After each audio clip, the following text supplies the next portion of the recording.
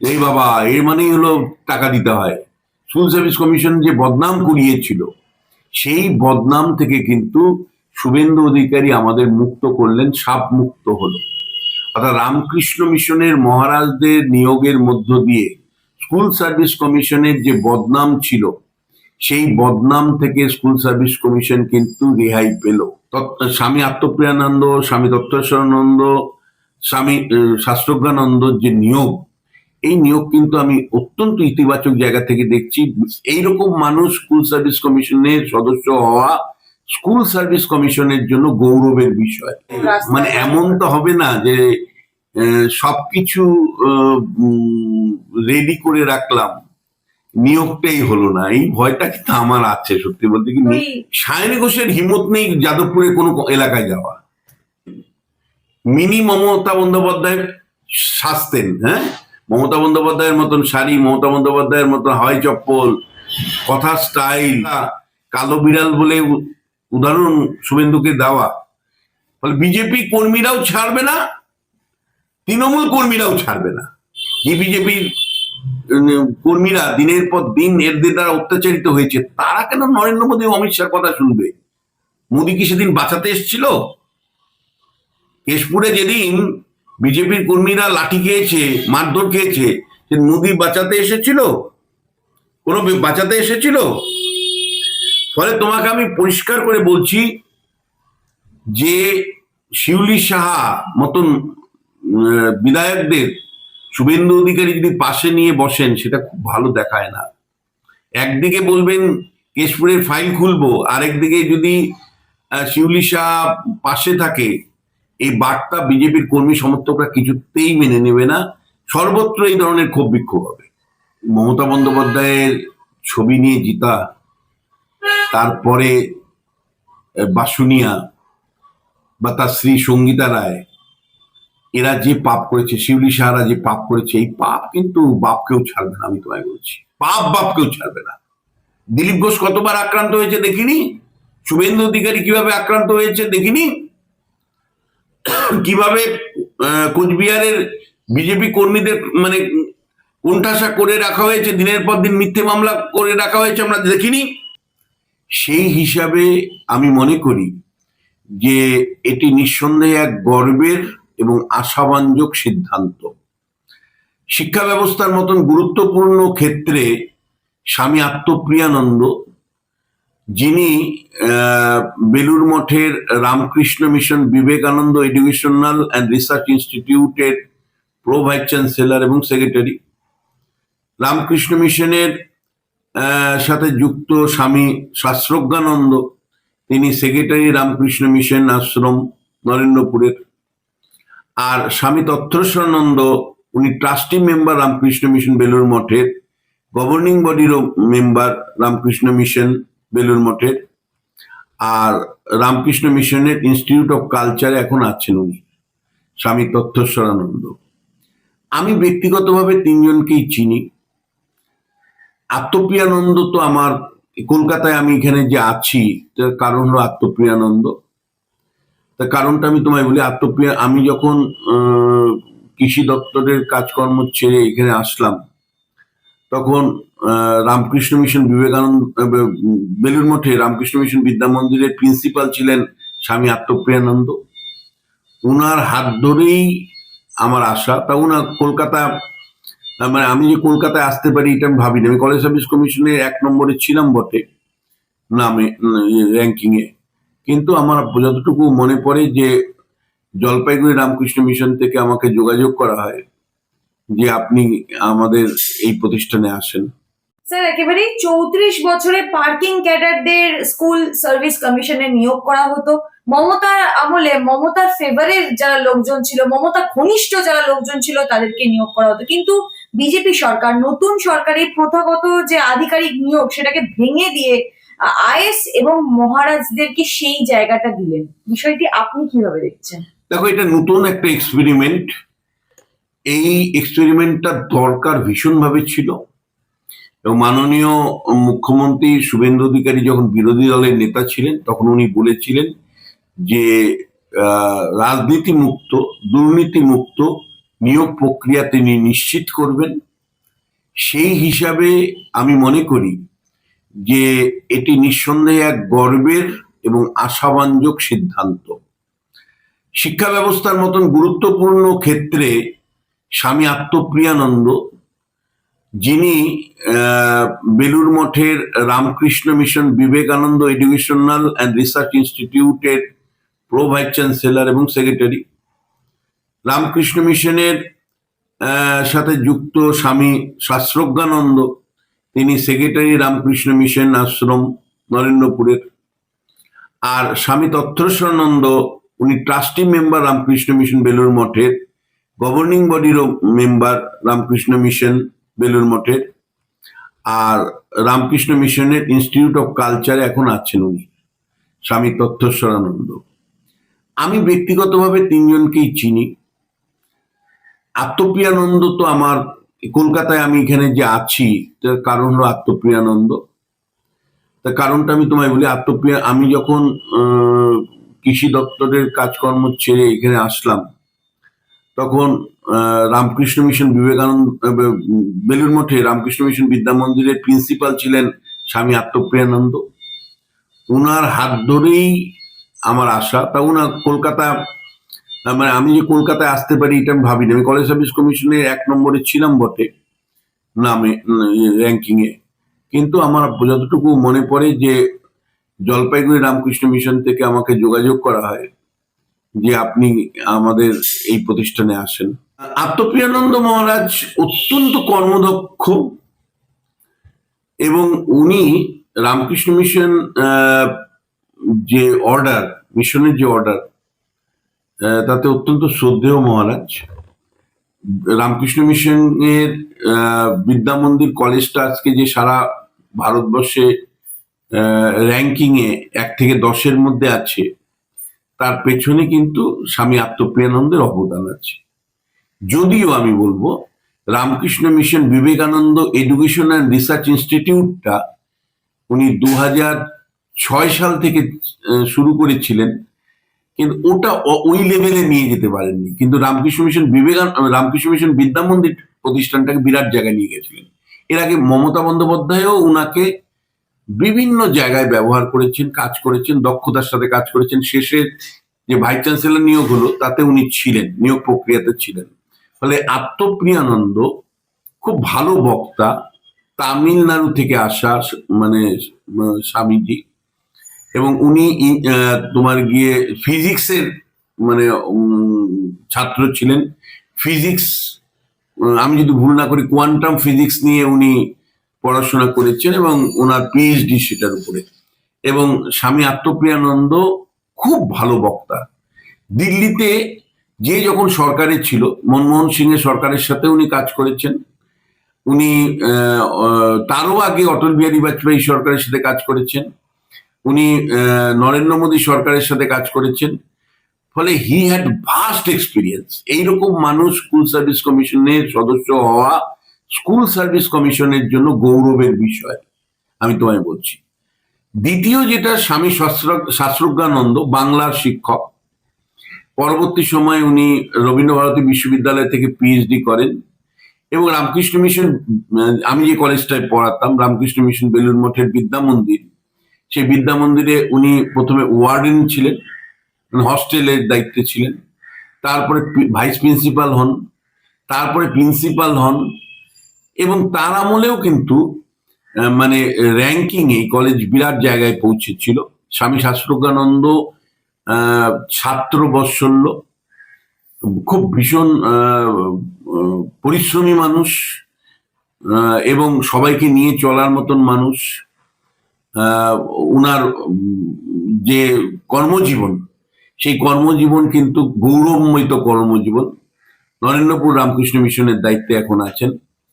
ফলে আত্মপ্রিয়ানন্দ, স্বামী শাস্ত্রজ্ঞানন্দ, এই দুজনই রামকৃষ্ণ মিশন বিদ্যা মন্দিরের প্রোডাক্ট বললেও কম বলা হবে। স্যার, এখানে একটা প্রশ্ন। আপনি 11-12 বছর ধরে কাজ করেছেন এদের সাথে, এদেরকে দেখেছেন, কাছ থেকে দেখেছেন। বলছি, এই যে মহারাজদের নিয়োগ বা এদের সাথে আপনার কাজ করার অভিজ্ঞতা বা এদেরকে নিয়োগের যে আসল উদ্দেশ্য, সেটা কি? উদ্দেশ্যটা একটাই, যে সেটা হলো বামেরা কি করতো, পার্টির যারা অধ্যাপক নেতা ছিল তাদেরকে দিয়ে স্কুল সার্ভিস কমিশন ভরাতো। মমতা বন্দ্যোপাধ্যায় তার পছন্দের মতন লোককে দিয়ে স্কুল সার্ভিস কমিশন ভরাতেন। যেমন ধরো কল্যাণ ব্যানার্জি ছিল, গাঙ্গুলি ছিলেন, গঙ্গোপাধ্যায়। তারপরে আর যাদের এখন জেল হেফাজত হলো, এরা প্রত্যেকে পছন্দতন্ত্র অনুসারে হতো। এদের কোয়ালিটি, কল্যাণদা ছাড়া এদের কোয়ালিটি কারোই কোনো কিছু ছিল না, কার্যত বলা যায় মানে কম্প্রোমাইজ করা হতো। শুভেন্দু অধিকারী যখন বিরোধী দলের নেতা ছিলেন তখন উনি কিন্তু প্রতিশ্রুতি দিনের পর দিন দিয়েছিলেন যে এরপর থেকে স্কুল সার্ভিস কমিশনের পুরোপুরি খোলনালচে পাল্টানোর চেষ্টা করা হবে, যারা স্বচ্ছ ব্যক্তি তাদের দ্বারা নিয়োগ করা হবে, এবং স্কুল সার্ভিস কমিশনের নিয়োগটা যাতে 100% স্বচ্ছ হয়। ইতিমধ্যেই সরকার ঘোষণা করে দিয়েছে যে এরপর থেকে ওএমআর শিট মানে ইয়েদের পরীক্ষার্থীদের দিয়ে দেওয়া হবে, তারা নিজেরাই যাচাই করে নিতে পারবেন কোনটা কতটা রাইট কতটা ভুল, এবং 100% স্বচ্ছতা নিয়োগ যদি করতে হয় তাহলে কিন্তু আমি তোমায় বলছি যে এই যে পার্টির জায়গা থেকে অধ্যাপকদের নিয়োগ করা হতো, বা ধরো এটা যদি এমন হতো যে বিজেপির লোকরা গিয়ে ওখানে বসতো, তাহলে কিন্তু আবারও স্কুল সার্ভিস কমিশনের বদনাম হতো। স্কুল সার্ভিস কমিশনের যাকে চেয়ারম্যান করা হয়েছেন তিনি অত্যন্ত সৎ একজন আইএস অফিসার, দুষ্ণন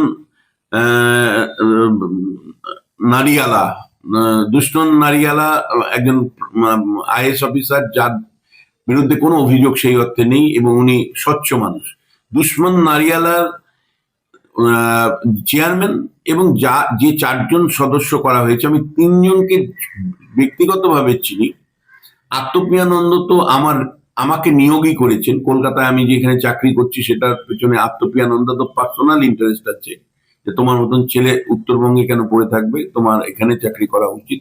আজকে আমি যে করে খাচ্ছি তার জন্য আত্মপ্রিয়ানন্দ অবশ্যই, এবং তার দক্ষতা আমি দেখেছি। শিক্ষক মহল, ছাত্র মহলে ভীষণ জনপ্রিয় ছিলেন। নিজের প্রতিষ্ঠানের জন্য তখনকার দিনে কলেজ সার্ভিস কমিশনের সাথে লড়াই করেছেন। মানে আমি তোমাদের একটা উদাহরণ দিচ্ছি, একটা লড়াই, এটা কোনো পক্ষপাতিত্বের লড়াই নয়। আমরা যারা কলেজ সার্ভিস কমিশনে 1st, 2nd, 3rd হতাম, সেই ছেলেগুলোকে যাতে ধরে ধরে আনা যায় তার ব্যবস্থা আত্মপ্রিয়ানন্দই করতেন, মানে রামকৃষ্ণ মিশন যাতে ভালো শিক্ষক পায়। ফলে আত্মপ্রিয়ানন্দ একটা ডেডিকেটেড মানুষ, ফিজিক্সের মানুষ, বিজ্ঞান চেতনার মানুষ। আমি মনে করি এর প্রভাব কিন্তু পড়বে। আবার শাস্ত্রজ্ঞানন্দ ছাত্র বৎসল্য, অত্যন্ত পরিশ্রমী মানুষ, নেতৃত্ব দেওয়ার ক্ষমতা আছে। ফলে এই মানুষগুলো আসার ফলে স্কুল সার্ভিস কমিশনের যে দীর্ঘদিন ধরে করাপশনের অভিযোগ আসছে, অচল অবস্থা আসছে, আত্মপ্রিয়ানন্দ হলো ডুইট নাও, শাস্ত্রজ্ঞানন্দ এবং তত্ত্বস্বরানন্দও কিন্তু আমি বলবো মানুষ হিসেবে ভীষণ ভালো মানুষ, গোলপার্কে এখন আছেন, ট্রাস্টি মেম্বার আছেন। ফলে এই 3 জনের নিয়োগ স্কুল সার্ভিস কমিশনে গৌরবান্বিত করবে, এবং স্কুল সার্ভিস কমিশন সম্পর্কে মানুষের যে একটা ভয় ভীতি, এই বাবা এর মানেই হলো টাকা দিতে হয়, স্কুল সার্ভিস কমিশন যে বদনাম কুড়িয়েছিল সেই বদনাম থেকে কিন্তু শুভেন্দু অধিকারী আমাদের মুক্ত করলেন, সাপ মুক্ত হলো। অর্থাৎ রামকৃষ্ণ মিশনের মহারাজদের নিয়োগের মধ্য দিয়ে স্কুল সার্ভিস কমিশনের যে বদনাম ছিল সেই বদনাম থেকে স্কুল সার্ভিস কমিশন কিন্তু রেহাই পেল, বা সাপ মুক্তি তাদের ঘটলো। এবং চতুর্থ ব্যক্তি যাদেরকে নিয়োগ করা হয়েছে তিনি হলেন RT ভেঙ্কটেশ্বরন। ইনি IIM জোকা থেকে এসছেন। স্যার, এই IIM জোকা বলতেই যে প্রসঙ্গটা সামনে আসছে যে কেন যাদবপুর বিশ্ববিদ্যালয় নয়, কেন রবীন্দ্র ভারতী, ISI প্রেসিডেন্সি থেকে নয়, এই সরকারের ক্ষেত্রে বিভিন্ন জায়গায় আমরা দেখতে পাচ্ছি IIM জোকার উপর বেশি করে ফোকাস করা হচ্ছে, সেখান থেকেই লোকজনকে। একটা তো কেন্দ্রীয় প্রতিষ্ঠান, কেন্দ্রীয় সরকারের প্রতিষ্ঠান, আর আমি যাকে নিয়োগ করা হয়েছে IIM জোকা থেকে আমি ব্যক্তিগতভাবে তাকে চিনি না, কিন্তু একটা কারণ একটা থাকতে পারে, সেটা হলো সুব্রত গুপ্ত যিনি সরকারের চিফ অ্যাডভাইজার, সুব্রত গুপ্তর সাথে IIM এর খুব ভালো সম্পর্ক আছে। ফলে সেইখান থেকে সুব্রত গুপ্ত প্রভাব থাকতে পারে এক। আরেকটা হলো যে জিষ্ণু আহ, যিনি আরএসএস এর অন্যতম প্রচারক বিষ্ণু বসু। জিষ্ণু বসু এবং Shah institute of nuclear physics এর অধ্যাপক, ভীষণ ভালো মানুষ।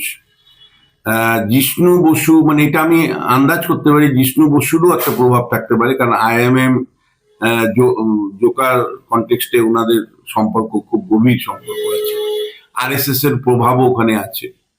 ফলে সেই সব মিলে এই সম্ভাবনাগুলো থাকতে পারে। দেখো এগুলো সম্ভাবনার জায়গা থেকে আমি বলছি, কিন্তু আমি তোমায় বলছি সরকারের দৃষ্টিভঙ্গিটা খুব পরিষ্কার যে প্রথাগত যে সমস্ত পশ্চিমবাংলার কলেজ বিশ্ববিদ্যালয়ের অধ্যাপকরা আছে তারা কোনো না কোনো রাজনৈতিক দলের সাথে যুক্ত, হয় বাম রাজনীতির সাথে যুক্ত, না হলে বিজেপি রাজনীতির সাথে যুক্ত। এখন তো প্রায় সবাই বিজেপি করে, মানে এখন কলেজ বিশ্ববিদ্যালয়ে গেলে তুমি মানে বিজেপি ছাড়া তুমি পাবেই না কোনো অধ্যাপক। মানে আমাকে অনেকেই বলে যে কোনো জীবনে কোনোদিন কোনো পলিটিক্যাল পার্টি করলেন না কেন, কোনো সংগঠন করলেন না কেন। আমাকে বহু লোক বলে যে আপনার কি মানে সত্যি কোনো সংগঠন করবেন না। আমি তো বলছি সংগঠনের বাইরে অধ্যাপকের সংখ্যা কার্যত নেই। মানে সেই জায়গা থেকে স্বামী আত্মপ্রিয়ানন্দ, স্বামী দত্তেশ্বরানন্দ, স্বামী শাস্ত্রজ্ঞানন্দর যে নিয়োগ, এই নিয়োগ কিন্তু আমি অত্যন্ত ইতিবাচক জায়গা থেকে দেখছি। আমার কলেজ সার্ভিস কমিশনের ইতিবাচক ভূমিকা তৈরিতে সাহায্য করবে এই তিনজনের নিয়োগ। এবং একই সাথে তোমাকে আমি বলতে চাই যে স্কুল সার্ভিস কমিশনের যে দুর্নাম সমাজে প্রতিষ্ঠা করেছিল মমতা বন্দ্যোপাধ্যায়, সেই দুর্নাম থেকে কিন্তু অন্ততপক্ষে মুক্ত হবে। আত্মপ্রিয়ানন্দ যে মহারাজ আন্তর্জাতিক ফিগার বলা যায়, তিনি সব ধরনের সরকারের সাথে কাজ করেছেন, অত্যন্ত দক্ষতার সাথে কাজ করেছেন, এমনকি মমতা বন্দ্যোপাধ্যায় সরকারের সাথে উনি গভীরভাবে যুক্ত ছিলেন। স্বামী তত্ত্বস্বরানন্দ মহারাজও অত্যন্ত প্রজ্ঞা মানুষ, মূল্যবোধ এবং শিক্ষা দর্শনে সমৃদ্ধ ব্যক্তি। এবং সব মিলে আমি তোমাকে বলছি সরকারের একটা দূরদর্শিতারই পরিচয় এখানে তিনি দিলেন। এবং মুখ্যমন্ত্রী শুভেন্দু অধিকারী এই তার যে বিরোধী দলের নেতা হিসেবে যে প্রতিশ্রুতি তিনি জনগণকে দিয়েছিলেন যে দুর্নীতিমুক্ত শিক্ষাঙ্গন অন্ততপক্ষে শিক্ষক নিয়োগ নিশ্চিত করবেন, তার তো উদ্যোগ শুরু হলো। যদিও আমি মনে করি যে এই উদ্যোগটা তখনই সফল হবে কারণ পুরো তার প্রক্রিয়াটা ওবিসি সংরক্ষণের গেরোতে কিন্তু আটকে আছে। এসএসসি নিয়োগ প্রক্রিয়াটা একেবারেই মানে ওবিসির যে বেড়াজাল সেখানে কিন্তু আটকে আছে। তাছাড়া 31শে আগস্ট অব্দি যে ঝামেলাটা রয়েছে মানে সেই অবধি তাদের রয়েছে। বিষয়টি নিয়ে কি বলবেন? এই নিয়ে না সত্যি তাই, মানে এমন তো হবে না যে সবকিছু রেডি করে রাখলাম, নিয়োগটাই হলো না, এই ভয়টা কিন্তু আমার আছে। সত্যি বলতে কি নেই তা নয়। দেখা গেল স্কুল সার্ভিস কমিশনের চেয়ারম্যান একজন দক্ষ মানুষ, দুশ্মন নারিয়ালা মতন মানুষকে ঢোকালাম, রামকৃষ্ণ মিশনের সন্ন্যাসীদেরকে ঢোকালাম যারা অত্যন্ত শ্রদ্ধেয় মানুষ। দিনের শেষে এমন তো হবে না যে ওবিসির গেরোতে নিয়োগ প্রক্রিয়াটাই মানে আটকে থাকবে। ওবিসি নিয়োগ প্রক্রিয়ায় তুমি জানো যে মমতা বন্দ্যোপাধ্যায় 17% সংরক্ষণ ওবিসির জন্য দিয়েছে, যেটা কোর্টে চ্যালেঞ্জ হয় এবং তারপরে সেটা বিবাদমান হয়ে থাকে। দীর্ঘদিন নিয়োগ প্রক্রিয়া আটকে ছিল শুধুমাত্র ওবিসি বিতর্কিত সংরক্ষণকে কেন্দ্র করে। মমতা বন্দ্যোপাধ্যায় কার্যত যেভাবে সংখ্যালঘু মুসলিমদেরকে কোন রকম সমীক্ষা ছাড়াই অন্তর্ভুক্ত করেছিল ওবিসি তালিকায়, সেটা চ্যালেঞ্জ হলে সেই কোর্টের রায় না আসার জন্য কিন্তু বহু ক্ষেত্রে নিয়োগ বন্ধ হয়েছিল। এই সরকার এসে যেটা করলো যে সংরক্ষণ মমতা বন্দ্যোপাধ্যায় ক্যাটাগরি এর জন্য, ওবিসি এ ক্যাটাগরির জন্য, যেটা মুসলিমদের জন্য মূলত, প্রধানত মুসলিমদের জন্য, 2-1টা মাত্র গোষ্ঠী ছিল হিন্দু, 10% সংরক্ষণ সরিয়ে দিল। তাহলে থাকলো 7%। 7% সংরক্ষণ না 17% সংরক্ষণ, কোনটা হবে এটা নিয়েই কিন্তু এখন এসএসসি কিন্তু ফাপড়ে পড়েছে। এসএসসি আইনজ্ঞদের সাহায্য নিচ্ছেন, সুপ্রিম কোর্টের থেকে পরামর্শ নিতে চাইছেন বা সুপ্রিম কোর্টকে জানিয়ে এসএসসি নিয়োগ করতে চাইছেন। ততদিন পর্যন্ত এসএসসির আগস্ট মাসে 31 তারিখে যারা 26,000 চাকরি যারা হারিয়েছিলেন, তাদের মধ্যে যারা সরাসরি টেন্টেড নয়, তাদের চাকরি বহাল থাকার কথা। এইবার তুমি নিয়োগও করতে পারছো না। তুমি 2025 সালে মানে পরীক্ষা নিয়ে রেখেছো, তুমি প্যানেলও তৈরি করে রেখেছো, কিন্তু তুমি কি করছো? ওই ওবিসি 7% হবে না 17% হবে, এই গেরোতে পড়ে রয়েছো। যতক্ষণ পর্যন্ত কোর্টের ফয়সালা না হবে তুমি নিয়োগপত্র দিতে পারছো না। তাহলে স্কুলগুলো কি শিক্ষক শূন্য থাকবে?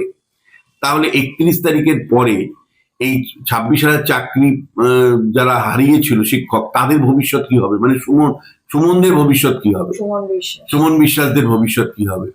ফলে সরকার আবারও একটা সিদ্ধান্ত নিয়েছে যে কোর্টের কাছে যাবে, তাদের এক্সটেনশনের কথা ভাবছে সরকার, যে 31শে আগস্টের চাকরির মেয়াদ শেষ হওয়ার পরে আবার একটা রিনিউয়াল চাইবে সরকার, এবং তাদের চাকরি যতদিন পর্যন্ত নিয়োগ পূর্ণ না হচ্ছে, এসএসসির সিদ্ধান্তটা মানে ওবিসি ক্যাটাগরি সিদ্ধান্ত চূড়ান্তভাবে না আসছে, ততদিন পর্যন্ত কিন্তু যাতে এই 26,000 চাকরিহারা শিক্ষকরা যাতে কর্মরত অবস্থায় রাখা যায়, বেতন দেওয়া যায়, তার জন্য একটা অ্যাপিল আবার করার সম্ভাবনা কিন্তু সরকারের, এবং সেটাই হয়তো করতে যাচ্ছে। কিন্তু তোমায় আবার বলছি, এত সুন্দর এসএসসি গঠন করার পরেও ওবিসি ক্যাটাগরির সংরক্ষণের জটিলতায় শেষ পর্যন্ত সবকিছু আয়োজন করে নিয়োগ প্রক্রিয়াটা থমকে থাকছে না তো।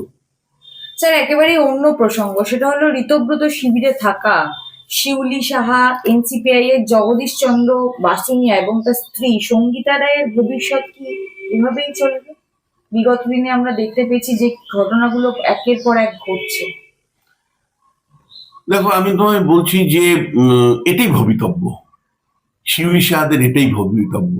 পাপের ফল, পাপের ফল।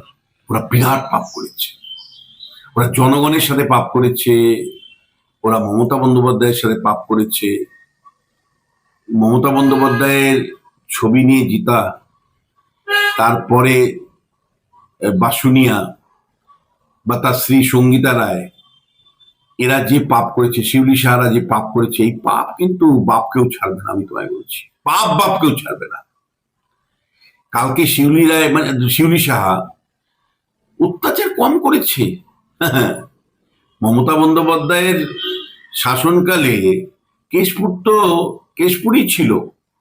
হিরণ চট্টোপাধ্যায় জানে যে কি কায়দায় 2024 সালের লোকসভা নির্বাচনের ভোট হয়েছিল। শুভেন্দু অধিকারী সভা করতে গিয়েছিল, শুভেন্দু অধিকারীর সভাতে কোনো লোক আসতে দেয়নি। কালকে শুভেন্দু অধিকারী বলেছে যে আমি ওই ফাইল খুলবো, যে কারা কিভাবে গুন্ডামি কেশপুরে করেছে। তা ফাইল খুলতে গেলে প্রথমেই শিউলি সাহার নাম আসবে। বিধায়ক ছিল, কি দাপুটে ছিলেন, আপনি কথাবার্তা কি ছিল।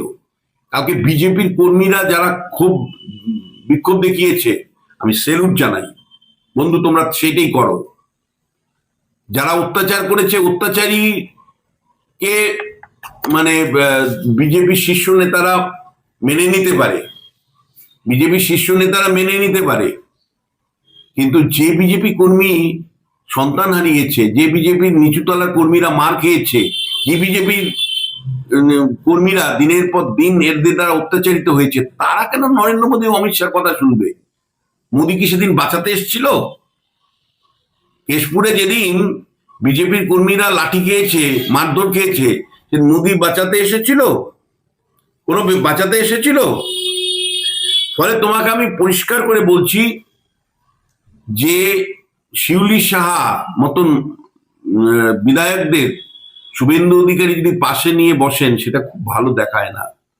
একদিকে বলবেন কেশপুরের ফাইল খুলবো, আরেকদিকে যদি শিউলি সাহা পাশে থাকে, এই বার্তা বিজেপির কর্মী সমর্থকরা কিছুতেই মেনে নেবে না। সর্বত্র এই ধরনের ক্ষোভ বিক্ষোভ হবে। তো সিতাইয়ের যে বিধায়িকা সঙ্গীতা রায় এবং তার স্বামী জগদীশ বাসুনিয়া, এরা মানে কি অবস্থান ছিল এদের? সিতাই কোনো বিজেপির পার্টি করতে পারতো? সিতাই তোমার সিতাই শীতলকুচি এইসব এলাকাগুলোতে জগদীশ বাসুনিয়ার কি রাজনীতি করেছে আমরা দেখিনি? দিলীপ ঘোষ কতবার আক্রান্ত হয়েছে দেখিনি? শুভেন্দু অধিকারী কিভাবে আক্রান্ত হয়েছে দেখিনি?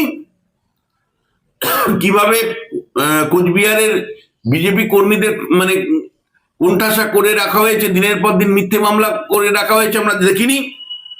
সেই কারণে আমি তোমাকে নিখিল রঞ্জন দে, বিজেপির অনেক প্রবীণ নেতা, তার বক্তব্যটা আমি একটু উদ্ধৃত করে শোনাচ্ছি।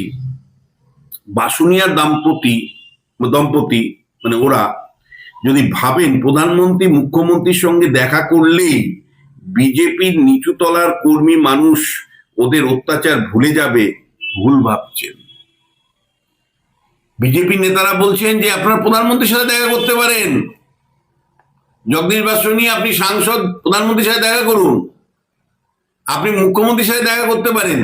কিন্তু আপনারা যদি ভেবে থাকেন যে প্রধানমন্ত্রী মুখ্যমন্ত্রীর সাথে দেখা করলে আপনারা রেহাই পাবেন, একদম নয়। আপনারা যে অত্যাচার করেছেন, আপনারা যে পাপ করেছেন, পাপের ফল আপনাদেরকে ভোগ করতে হবে। এটাই কিন্তু আমি তোমায় বলছি ভবিতব্য ছিল, এটাই আগামী দিনেও তুমি দিনের পর দিন দেখতে পাবে।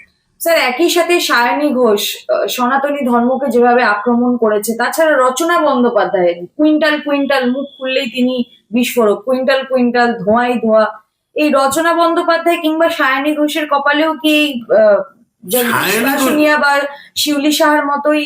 সায়নী ঘোষের হিম্মত নেই যাদবপুরের কোনো এলাকায় যাওয়া। সায়নী ঘোষ জানি আগামী 29 তারিখ পর্যন্ত নিজেই মানে নিজেকে আটকে রাখেন, এনজয় করুন, সাংসদ পদটা এনজয় করুন। কিন্তু যে অন্যায় উনি করেছেন, যে ধরনের নাটক উনি করেছেন, মিনি মমতা বন্দ্যোপাধ্যায় শাস্তেন। হ্যাঁ, মমতা বন্দ্যোপাধ্যায়ের মতন শাড়ি, মমতা বন্দ্যোপাধ্যায়ের মতন হাওয়াই চপ্পল, কথার স্টাইল, কিভাবে শুভেন্দু অধিকারীকে আক্রমণ করতেন, কিভাবে মানে অন্যায়ভাবে মানে আক্রমণ করতেন প্রধানমন্ত্রীর থেকে শুরু করে শুভেন্দু অধিকারী, বিজেপির নেতাদের, তার ভাষা কি ছিল, কি ধরনের ল্যাঙ্গুয়েজ তিনি ইউজ করতেন। সমালোচনা তো প্রত্যেকেরই অধিকার আছে, কিন্তু ব্যক্তিগতভাবে যে ভাষা, কালো বিড়াল বলে উদাহরণ শুভেন্দুকে দেওয়া, তো সেই সমস্ত কিন্তু আমি বলছি বিজেপি কর্মীরা একেবারেই ভোলেনি। আমি যা প্রতিনিয়ত আমার মানে হোয়াটসঅ্যাপে যা আসে তোমাদের যদি দেখাই, বিজেপি কর্মী সমর্থকরা একেবারেই ভোলেনি। আবার উল্টো দিক থেকে মানে যদি ভাঙর ঠাঙরে যায়, তৃণমূলের কর্মীরা ছেড়ে কথা বলবে। বারুইপুরে গেছিলেন তিনি, বারুইপুরে তো বুঝে এসছেন। ফলে বিজেপি কর্মীরাও ছাড়বে না, তৃণমূল কর্মীরাও ছাড়বে না। ফলে সায়নীর উচিত 29 সাল পর্যন্ত এনজয় দ্য লাইফ, জীবনটাকে এনজয় করো ভাই। সুতরাং তোমরা যে মানে গিরগিটির মতন অবস্থান নিয়েছো, তোমরা যে ধরনের স্বার্থপর রাজনীতিবিদ, তোমাদের মানুষ অপছন্দ করছে, এটা তোমরা বোঝার চেষ্টা করো এবং তোমরা দয়া করে যেও না তোমাদের এলাকায়। এবং একই সাথে আমি তোমার রচনা বন্দ্যোপাধ্যায়কেও আমি অনুরোধ করব যে দয়া করে আপনি এনজয় করুন লাইফ, ফিল্ম এনজয় করুন, কিন্তু আপনার কোনো রাজনৈতিক ভবিষ্যৎ আপনার সায়নীর এদের কারণেই আসন যদি বাড়েও মানে আপনারা এখন হয়তো স্বপ্ন দেখছেন যে পশ্চিমবাংলায় আসন 42 থেকে যদি ডিলিমিটেশন হয় 63 হয়ে যাবে, তখন আমাদের ওর মধ্যে ঢুকিয়ে দিবে বিজেপি। এটা ভুল ভাবছেন। বিজেপি যতটুকু প্রয়োজন আপনাকে ব্যবহার করবে, তারপর ছুঁড়ে ফেলে দিবে। আস্থা করে ছুঁড়ে যখন ফেলে দিবে তখন টের পাবেন। তার থেকে বেটার 29 সাল পর্যন্ত এনজয় দ্য লাইফ। বেটার হলো not to go to your public, কারণ পাবলিক আপনাদেরকে অপছন্দ করছে।